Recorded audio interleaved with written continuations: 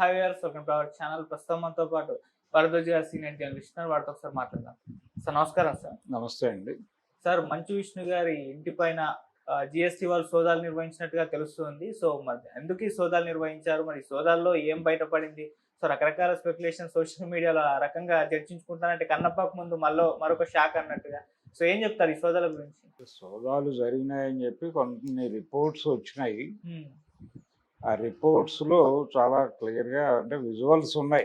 వాళ్ళ ఇంటి దగ్గర వాహనాలు హడావిడి ఇవన్నీ విజువల్స్ కనిపించినాయి. మేబీ వెళ్ళి చెక్ చేసుకుని ఉండొచ్చు. ఒక ప్రోడక్ట్ బయటకు వస్తుంది, దానికి 250 కోట్ల వరకు పెట్టామని చెప్తున్నారు వాళ్ళు. ఈ ప్రోడక్ట్ కాస్ట్ మీద జిఎస్టీ పేమెంట్లు అయినాయా లేదా అనేది చెక్ చేసుకోవడానికి వెళ్ళుండొచ్చు. కానీ జిఎస్టీ పేమెంట్స్ అక్కడ ఎలా చూపిస్తారు, ఇళ్లల్లో ఎలా ఉంటాయి అనేది ఒక ఆశ్చర్యకరమైన విషయం.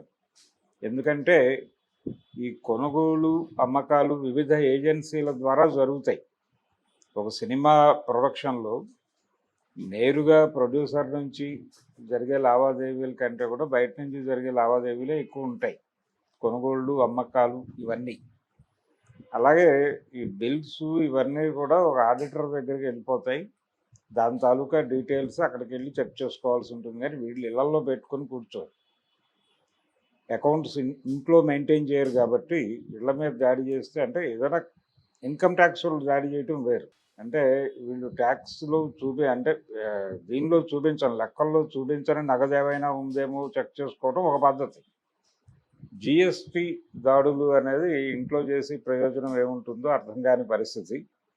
కానీ ఒక హడావిడి చేసి ఉండొచ్చు, వెళ్ళి అడిగి ఉండొచ్చు, విచారణ జరిపి ఉండొచ్చు. విచారణ అంటే అడిగి ఉండొచ్చు, అయ్యా ఏమిటి ఇంత ఖర్చు అయింది అంటున్నారు, మరి ఖర్చుకి జిఎస్టీ పేమెంట్ అయిందా లేదా అని.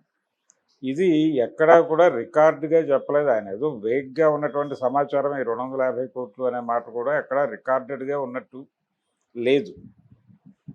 ఆయన కూడా స్పెసిఫిక్ ఫిగర్ చెప్పలేదు. రెండోది ఆయన ఒక మాట అన్నాడు, నేను అప్పులు తెచ్చి ఈ ప్రాజెక్ట్ చేశాను అని. అప్పులు తెచ్చి అన్నప్పుడు అప్పులు తెచ్చిన దగ్గర ఒక రికార్డు ఉంటుంది. అలాగే ఆ తెచ్చిన దగ్గర రికార్డు, వీళ్ళు ఖర్చు పెట్టిన రికార్డులు ఆడిటర్ దగ్గర సరిపోల్చుకుంటే ప్రోడక్ట్ కాస్ట్ ఏంటో తెలిసిపోతుంది. ఈ ప్రోడక్ట్ కాస్ట్ అంటే దీనిలో ఇంట్రెస్ట్ పేమెంట్లు కూడా ఉంటాయి. 250 కోట్లు అని ఆయన చెప్పింది. ఈ ప్రాజెక్టు ప్రారంభమైన రోజు నుంచి ఫైనాన్షియల్ ఇన్స్టిట్యూషన్స్ ఇన్వాల్వ్మెంట్ ఉంటే డెఫినెట్గా ప్రతి ట్రాన్సాక్షన్కి వాళ్ళు ఇంట్రెస్ట్ పేమెంట్ చేయాల్సి ఉంటుంది. అందుకని దీనిలో అది కూడా కలగాల్సి ఉంటుంది. దానికి జిఎస్టీ ఎలా వీళ్ళు క్యాలిక్యులేట్ చేస్తారో చెప్పాలి. అందుకని చాలా అంటే సినిమా ప్రొడక్షన్కి సంబంధించి జిఎస్టీ అంటే అది గందరగోళమే.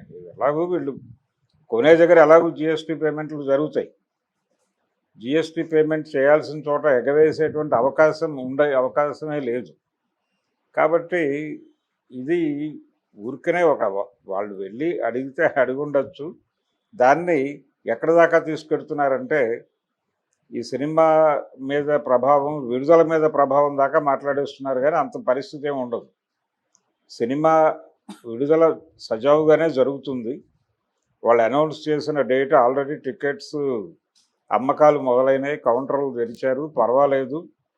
అంటే ఈ రీసెంట్గా ఓపెన్ అయినటువంటి బుకింగ్స్, రీసెంట్గా చాలా సినిమాలకు ఓపెన్ అయినప్పుడు కనిపించిన హడావిడి కంటే కూడా దీనికి కొంచెం ఎక్కువ హడావిడే కనిపిస్తోంది. ప్రారంభం మందకొడిగా, హైదరాబాద్లో మందకొడిగా కనిపించినప్పటికీ మిగిలిన ఏరియాలు ఓపెన్ అయిన తర్వాత కొంచెం ఊపు కనిపిస్తోంది.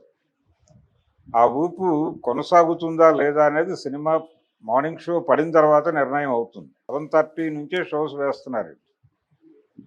7:30 అంటే మ్యాక్సిమం 11 లోపు కథ బయటకు వచ్చేస్తుంది, సినిమా భవిష్యత్తు ఏంటనేది. అది ఈ కొనసాగింపును డిసైడ్ చేస్తుంది. ఈ వేవ్ కొనసాగుతుందా లేదా అనేది ఆ రోజు తెలుస్తుంది. 27th 11 o'clockకి డిసైడ్ అవుతుంది. ప్రస్తుతానికైతే వాళ్ళు సినిమా మీద ఒక ఇంట్రెస్ట్ క్రియేట్ చేయగలిగారు సక్సెస్ఫుల్గా అనేది అయితే ప్రూవ్ అయింది. ఆ ప్రూవ్ అయింది అనడానికి నిదర్శనం బుకింగ్ దగ్గర కనిపిస్తున్నటువంటి ఒక మేరకు హడావిడి. ఒక మేరకే ఇది భారీ హడావిడి, లేకపోతే బాహుబలి, RRR రోజుల్లో ఉన్నటువంటి హడావిడి, సర్వర్లు క్రాష్ అయిపోవడం అంత హడావిడి అయితే లేదు. కానీ ఇటీవల కాలంలో చాలా అంచనాలతో విడుదలైనటువంటి సినిమాలకి కనిపించిన హడావిడి కంటే ఇది బెటర్గానే ఉంది. కాబట్టి కొంత క్యూరియాసిటీ కలిగించడంలో వీళ్ళు